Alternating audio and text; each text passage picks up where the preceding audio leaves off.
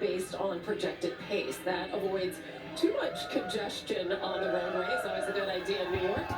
The first wave started at 9:10. The fifth wave is going to start at 11:30 a.m. Eastern. That's about a half hour after the professional women will have crossed the finish line.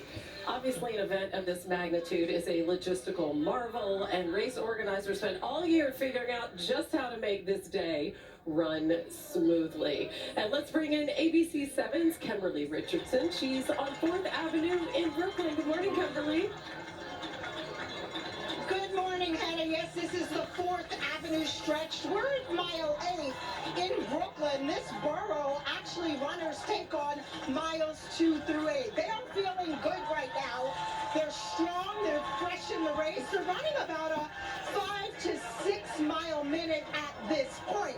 This isn't just mile 8. This is a place, kind of the heart of Brooklyn. It's where the Barclays Center, of course, that is home to the Brooklyn Nets. Also, the newly crowned champions in the WNBA, the New York Liberty. It is traditionally had a party at the Sun. These are some of the spectators. Roughly 2 million people will gather along this 26.2 mile race. Hannah, we're going to have some fun, and we're going to run like your life depends on it. That's New York City.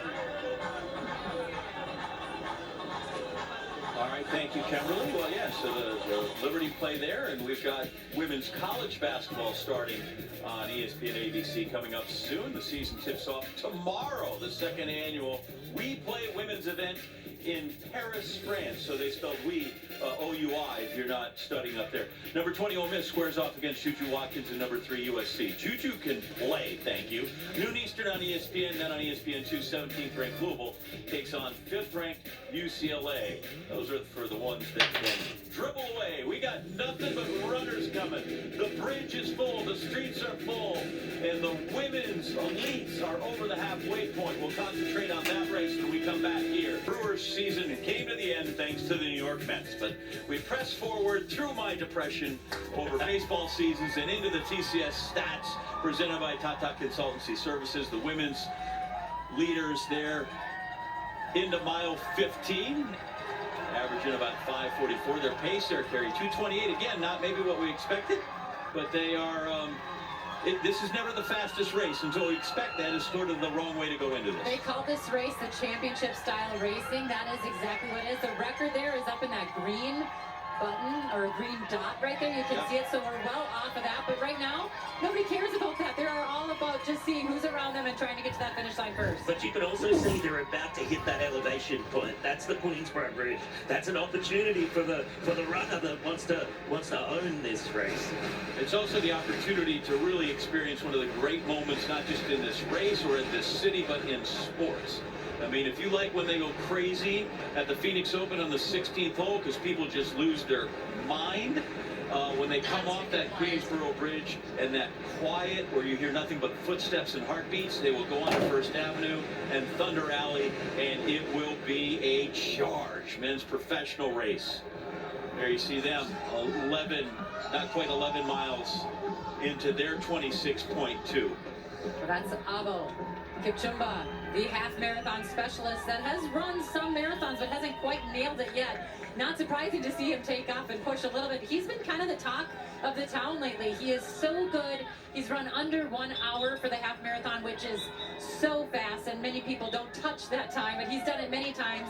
And also, he came here last spring and ran the United Airlines NYC half and won in an awesome fashion. So he knows now what it's like to win here in New York, and he loved the atmosphere, the excitement, and he's coming here and he has a big chip on his shoulder. He wants to not only be the NYC half marathon champ, he wants to be the NYC marathon champ. Yeah, he ran 60:25 in that New York Harris, first of the Great North Run in 59:52. His PR in the half is 58:07, which is ridiculous. And now you feel like that should translate to a better 26.2 time. We'll see how that translates today. As we go back, Kurt, final here, the men's wheelchair race, which was, this was back, and Amanda told us about that. So that's where David Weird and who got caught up. And then here's the final push. Yeah, I saw the high arms of that, the contact onto the wheel. That's where Danielle won that race. There, what beautiful moment for U.S. Paralympic sport for Daniel Romanchuk